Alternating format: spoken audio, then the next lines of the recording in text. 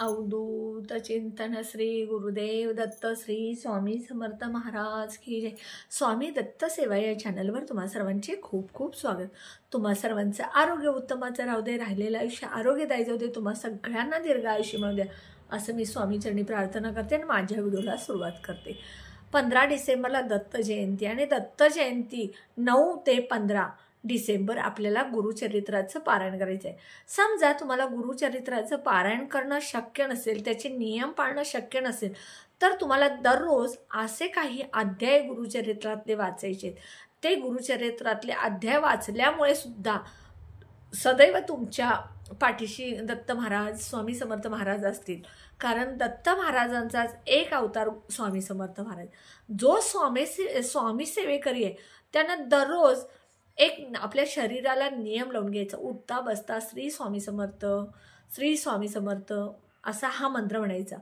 दररोज तुम्हाला शक्य असेल तर स्वामी चरित्र सारामृतमधले 3 अध्याय 11 माळी जप आणि 1 वेळ तारक मंत्र म्हणायचा। जो सेवेकरी स्वामी समर्थांचा आहे तो समजा दररोज 3 अध्याय सारामृत 1 माळ 11 माळ स्वामी समर्थांचं नामस्मरण आणि 1 वेळा तारक मंत्र म्हणतो, त्याच्या आयुष्यात कधीच दुःख संकट येत नाहीत।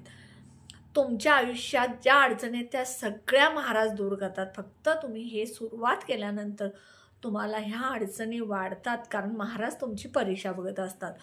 काही जणांचे बऱ्याच जणांचं असं होतं की सेवा चालू केली की घरामध्ये भांडणं होणं, घरामध्ये कोणीतरी आजारी पडणं किंवा कोणीतरी एक्सपायर्ड होणं, काही ना काही वाईट घटना घडत असतात, पण स्वामी त्या परीक्षा बघत असतात। हा सेवेकरी किती दिवस माझ्याजवळ टिकतो किंवा हा सेवेकरी माझ्या परीक्षेमध्ये पास होतो काही बघत असतात। म्हणून तुम्हाला किती त्रास झाला तर दररोज स्वामी समर्थांचे 3 अध्याय सारामृतचे 1 वेळ तारक मंत्र आणि 11 माळी जप करा।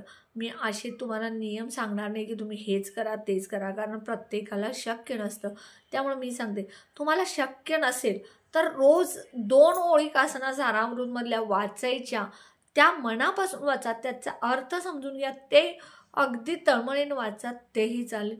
उठता बसता स्वामी समर्थांचा मंत्र म्हणा, तारक मंत्र तुम्हाला काहीच शक्य नसेल तर दररोज 1 वेळ 11 वेळ तारक मंत्र म्हणा। कुठेही म्हणू शकता तारक मंत्र।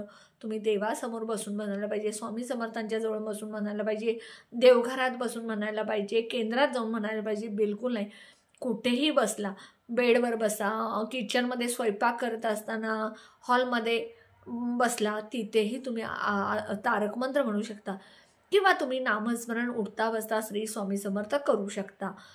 तुम्हाला जर काहीच जमत नसेल तर तुम्ही तुमच्या यूट्यूबला लावून सुद्धा स्वामी समर्थांचा मंत्र म्हणा, स्वामी समर्थांचं तारक मंत्र सारामृत हे लावलं तरी तुम्हाला ते ऐकल्यानंतर सुद्धा तुमच्या घरामध्ये त्याचा प्रभाव चांगला पडेल।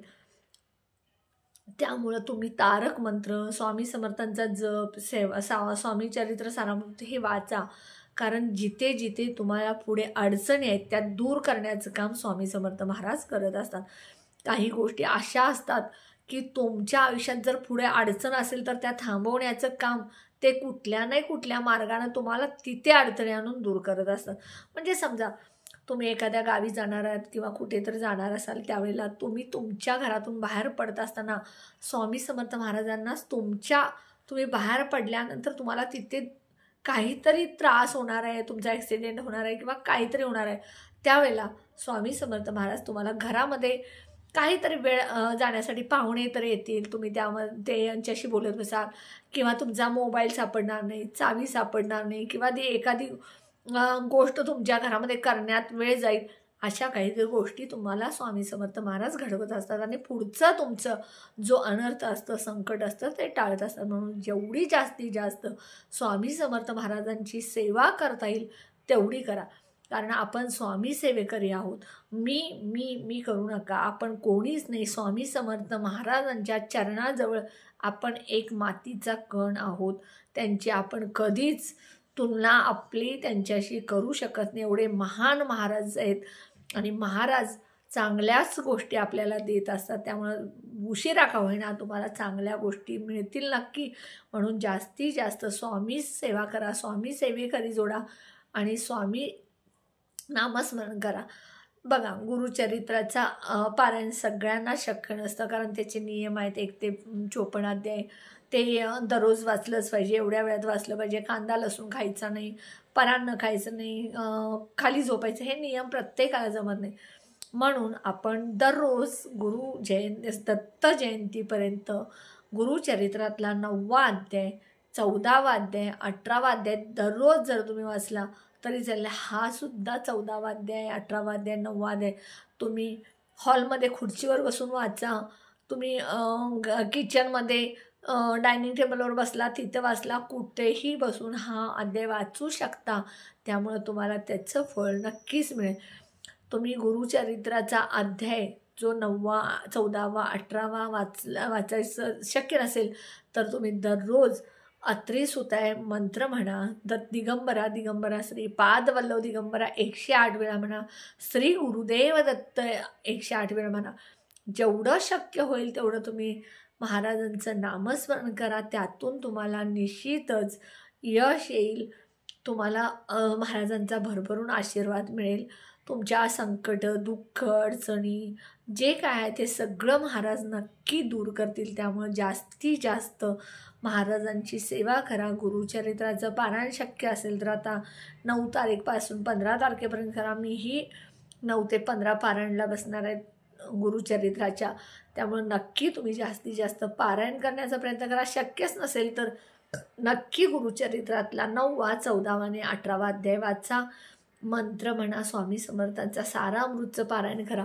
दररोज बघा 3 अध्याय वाचला तर 7 त्रिक 21 म्हणजे 7 दिवसात तुमचं 1 पारायण होतं. असं जरी तुम्ही केला तरी चालेल, किंवा दररोज 1 अध्याय वाचला 21 दिवसात 1 पारायण होतं हेही चालेल, किंवा दररोज म्हणजे 7 अध्याय 3 दिवसात 1 पारायण असंही करू शकता. म्हणजे सारामृतचं इतकं सोप्या पद्धतीनं तुम्हाला पारायणची सोय महाराजांनी करून दिल्या. म्हणून तुम्ही शक्य होईल तेवढं जास्तीत जास्त पारायण करा, महाराजांची सेवा करा, महाराजांच्या नेहमी सानिध्यात राहा. महाराज कधीच तुम्हाला कशाची कमी पडणार नाही. हा माझा व्हिडिओ तुम्हाला कसा वाटला कमेंट करा, ऑल बटनला क्लिक करा. त्यामुळे माझ्या छोट्या छोट्या सेवा उपाय तोडगे कळतील. आणि माझा व्हिडिओ जास्तीत जास्त शेअर करा, लाईक करा. जे कोणी माझे व्हिडिओ नवीन बघत असतील त्याने माझ्या व्हिडिओला जास्तीत जास्त सबस्क्राईब करा. महाराजांच्या सेवेत राहा, महाराजांच्या सेवा करा आणि महाराजांचा भरभरून आशीर्वाद घ्या. श्री स्वामी समर्थ.